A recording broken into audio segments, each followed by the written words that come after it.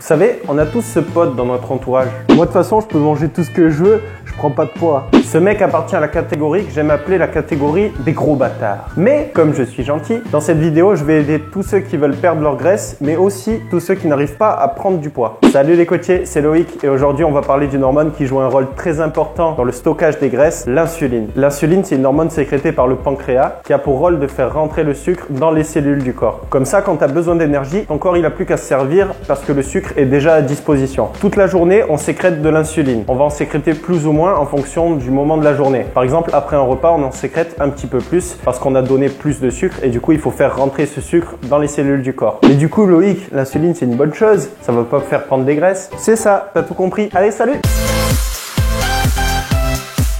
Non, sinon ce serait trop simple. Quand tu as fait rentrer suffisamment de sucre dans ton corps pour refaire toutes tes réserves au niveau des muscles et du cerveau, eh ben qu'est-ce qui devient le sucre en trop? Ça devient des graisses. On pense souvent que c'est à cause des lipides, des graisses que l'on mange, qu'on prend du gras, alors que très souvent c'est dû aux glucides, au sucre, parce qu'un excès de sucre devient des graisses. Mais certains sucres font grossir plus que d'autres. Si tu manges 100 g de bonbons, ta glycémie va monter en flèche. Alors que si tu manges 100 g d'un aliment complet, par exemple le pain complet, ta glycémie va monter, mais doucement comme ça. Du coup, l'insuline va aussi monter tout doucement pour pouvoir faire rediminuer le taux de sucre dans ton sang à un niveau normal. En gros, plus l'index glycémique d'un aliment va être élevé et plus le taux de sucre dans ton sang va monter rapidement et donc plus tu vas produire d'insuline. Bon, maintenant que tu as compris qu'il valait mieux manger des glucides de qualité, on va voir que l'insuline, tu peux l'utiliser aussi à ton avantage pour pouvoir prendre du muscle. L'insuline, comme tu l'as compris, c'est une hormone qui fait rentrer les aliments dans le corps. Mais elle fait pas rentrer que les graisses, elle fait aussi rentrer les protéines et les glucides. Lorsque tu sors d'une bonne séance intensive, que tu as bien brûlé toutes tes réserves de glycogène, c'est-à-dire de sucre, à ce moment-là, tu as tout intérêt à refaire tes réserves de glucides. Donc quand tu sors d'un entraînement, c'est là que tu peux et même que tu dois manger des glucides à index glycémique très élevé, comme les bonbons, pour pouvoir refaire tes réserves de glycogène très rapidement. Donc par exemple, tu peux manger du thon ou du poulet et tu associes ça avec des bonbons ou des bananes si tu veux rester sain. Mais fais très attention, là tu utilises l'insuline pour refaire tes réserves de sucre et de protéines. Mais si tu associes l'insuline avec des graisses, même si c'est des bonnes graisses comme les amandes, les noix, etc.,